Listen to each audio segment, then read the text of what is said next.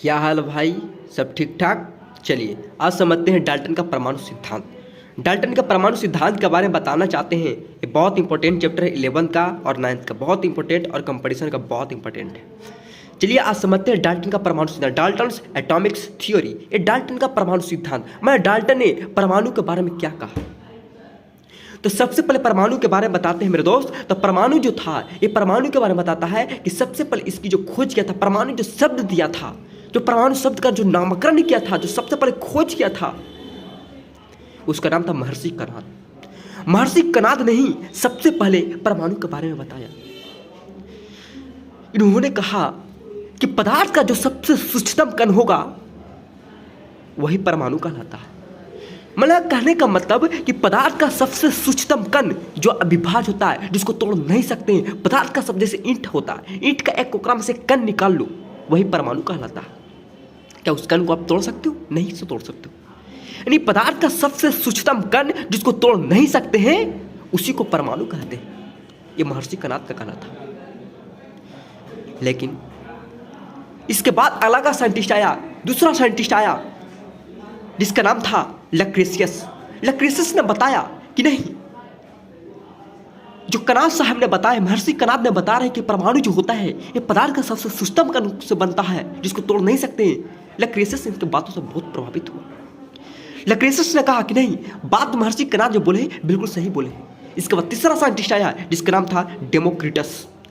Democritus ने जब ये बात को सुना, जब बात को पढ़ा, तो कहा कि नहीं, महर्षि कणाद बिल्कुल सच बोल रहे, बहुत अच्छे बोल रहे, क्योंकि पदार्थ का सबसे सूक्ष्मतम कण होता है जिसको अविभाज्य कर सकते हैं, जिसको तोड़ नहीं सकते, उसी से बनता परमाणु। उसी को परमाणु कहते हैं। उसी को क्या बोलते हैं? परमाणु कहते हैं। डेमोक्रिटस भी इनकी बातों से प्रभावित हो गया। फिर उसके बाद डाल्टन आया। डाल्टन ने 1803 की बात है, उन्होंने बताया कि पदार्थ का सबसे सूक्ष्मतम कण को परमाणु कहते हैं।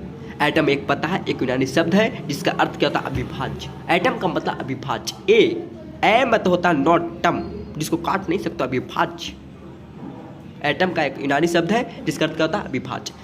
चलिए आप समझते हैं डाल्टन का परमाणु सिद्धांत। आखिर डाल्टन ने परमाणु जो सिद्धांत दिया, इसमें क्या क्या बात को रखा, क्या क्या बात कहा परमाणु के बारे में डाल्टन साहब ने। तो सबसे पहले उन्होंने कहा कि पदार्थ के अत्यंत सूक्ष्म कणों से बना होता है, जिसको अविभाज्य कर सकते हैं। डाल्टन का कहना था कि पदार्थ के परमाणु जो बनता है वो कैसे बनता है? पदार्थ के सबसे सूक्ष्मतम कण जिसको अविभाज्य किया जा सकता है, जिसको अविभाज्य हो, मतलब पदार्थ का सबसे सूक्ष्मतम कण जिसको खंडित नहीं कर सकते, टुकड़ा नहीं कर सकते, वह परमाणु कहलाता है। इन्होंने बताया परमाणु के बारे में। सबसे पहले बताया डाल्टन ने कि पदार्थ का अत्यंत सूक्ष्म कणों से बना होता है जो अविभाज्य होता है। दूसरा बताया कि रासायनिक अभिक्रिया में भाग लेने वाले कण ही परमाणु कहलाता है। दूसरा पॉइंट बताया कि रासायनिक अभिक्रिया में जो भाग लेगा जो कण, वही क्या कहलाएगा? परमाणु कहलाता है। तीसरा बताया कि परमाणु को न तो आप निर्माण कर सकते हो और नहीं तुम नष्ट कर सकते हो।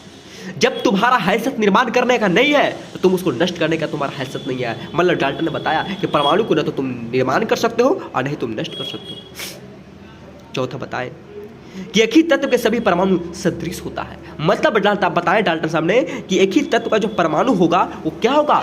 सदृश होगा। सदृश का मतलब समान होगा। समान का मतलब बताया जाता है कि समान कहते हैं किसको? समान का मतलब बताया जाता है मेरे दोस्त कि समान उसको बोलते हैं जो एक ही तत्व का जो परमाणु होता है, जिसका आयतन, आकार, भौतिक गुण, द्रव्यमान, एक क्या होता है? समान होता है। सदृश का मतलब समान होता है। यानी देखो, समान सदृश का अर्थ होता है समान, यानी द्रव्यमान, भौतिक गुण, रासायनिक गुण और आकार एक ही तत्व का समान होता है। जैसे लोहा का टुकड़ा आप लोगे तो क्या भौतिक गुण अलग होगा, रासायनिक गुण अलग होगा? नहीं। भौतिक गुण, द्रव्यमान, आकार, आयतन, इस सब का गुण निश्चित होगा, समान होगा। तो एक ही तत्व का परमाणु क्या होगा? सदृश होगा। लेकिन भिन्न तत्व का परमाणु क्या होगा? अदृश्य होगा। जैसे लोहा और चांदी का टुकड़ा लेंगे तो क्या समान होगा? नहीं होगा। लोहा का अलग भौतिक गुण है,